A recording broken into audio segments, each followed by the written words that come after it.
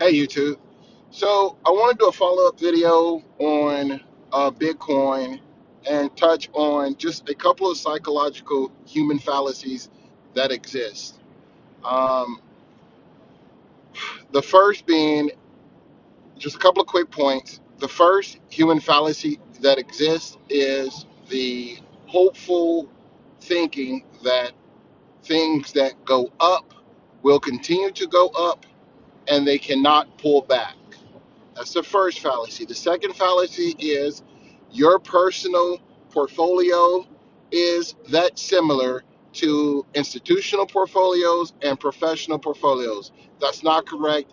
They trade in the billions. Carl Icahn said that he was considering to take a position in Bitcoin and he's going to do it in the billions. However, if you look at Carl Icahn over a period of time, Carl Icahn is what's called a he I forgot the textual term for it, but he Hertz rental car right now declared bankruptcy.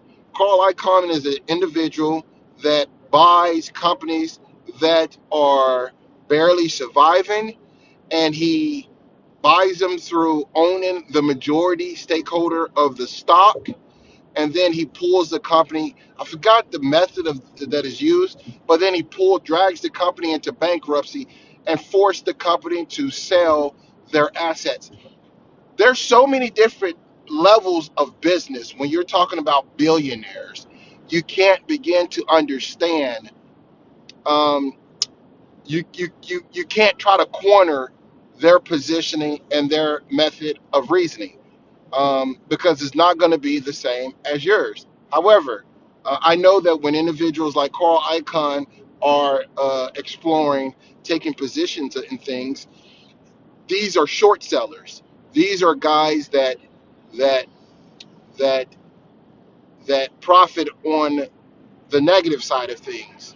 So that's one point, just a very small point. Another third point I want to make is that Bitcoin became an occult.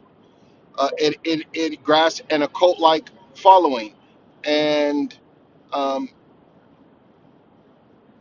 some of these holders have positions so large that, and I mean, some of these institutional holders have positions so large that it requires the pumping of news in order to dump the position, or to be able to get out. It needs the news so it can establish liquidity in the market, and that way, the liquidity through dumb money, uh, uh, uh, public people, or dumb money meaning retail traders, you and I, basically it use it needs that kind of liquidity to dump their position size.